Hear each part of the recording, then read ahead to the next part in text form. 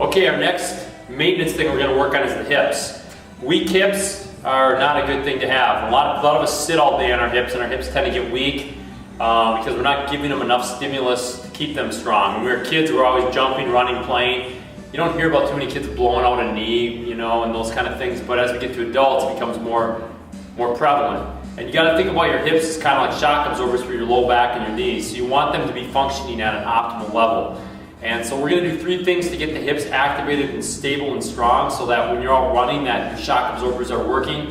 When you're jumping, maybe you're doing some jumping around for whatever reason, maybe you're playing, like I said, volleyball in an earlier video, or maybe you're just hiking and you're having to jump down on the North Shore, jump down for some rocks. You want those hips to be able to work. Those are what are going to stabilize you from side to side. Those are going to kind of help dissipate shock as you may come in contact with the ground. So first drill we're going to do is called an outer toe pull. This is a Z health drill, and I'm going to get up here on our subject here, and he's going to get in, find something to put underneath his foot. And what I'm going to do is have him just kind of put on the outside of his foot, and I'm going to have him open up, and I'm going to have him drop down and come back up, and drop down. He's bending both knees, back up. And what he's really doing is he's trying to open up a little joint called the cuboid joint, which sits just in front of, on the outside of your ankle bone. And go ahead and switch sides. And I'm going to get down there and I'm just going to help him find that, but you should feel just a slight opening down here, and he's keeping a nice long spine. This cuboid joint is actually kind of like a wire connector to the hip, and a lot of times with bad footwear, bad foot mechanics, old injuries, that joint can get closed off. And what happens is that shuts down that connection to the hip. So we're going to open up that wiring connection to the hip because really our nervous system is like a series of wires, and we want to make sure that wire connection is on so that hip is turned on. Once we get that hip turned on, we'll move to the next exercise. So we're going to do 3 outer toe pulls on each side, 3 to 5 on each side, and then we're going to move to the next exercise, which is a tube shuffle.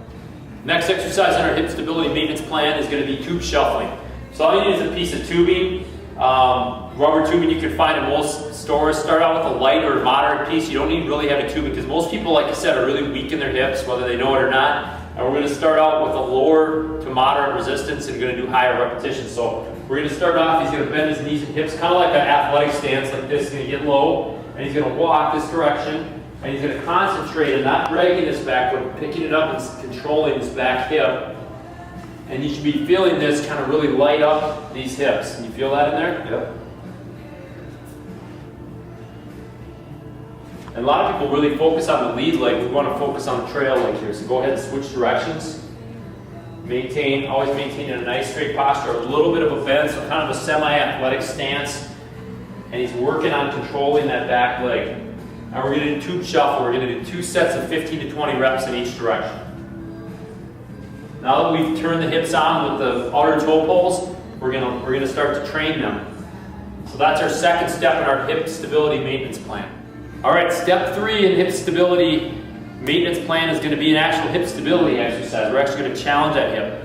We can do it from a couple different ways. We can do it from a single leg stance or a stride stance. So if you're a little more advanced of an athlete, we'll start in a single leg stance. Joel's got this dowel on his back. You can go down to your local hardware store and just get a piece of pipe, or sometimes health clubs have a long cable piece that you can use, something light. It shouldn't be real heavy because you don't want it to really jar on your shoulders, but it's going to touch his head, his upper back, and his hips. While maintaining that on 3 sides, I'm going to have him stabilize on his left leg, and he's going to kind of slowly bend forward at the hip here.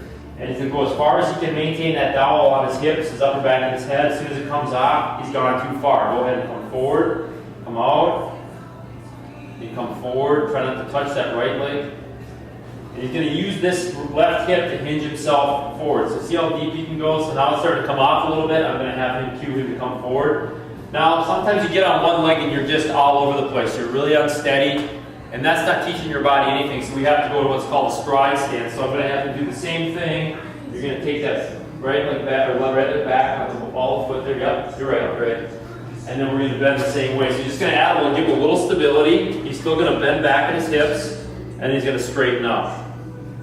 He's going to bend back at the hip, keep it on 3 points, straighten up. So we're going to use a stride stance or a single leg stance. And what you can do is, one of the progressions is if you get to start a stride stance, is to progress to a single leg stance. We're going to do 5 to 10 good repetitions on each side. Do about 2 sets on each side. Once again, the whole purpose of this is to add hip stability, and the reason we have this is because if I don't, a lot of times we'll end up using a lot of lower back to get the drill. So this kind of forces the hips to do the work and be stable versus trying to get it from the lower back. So we're teaching the hips how to work better with the single leg deadlift. This is called a single leg deadlift, 2 sets, 5 to 10 reps. That's the third step of our hip stability.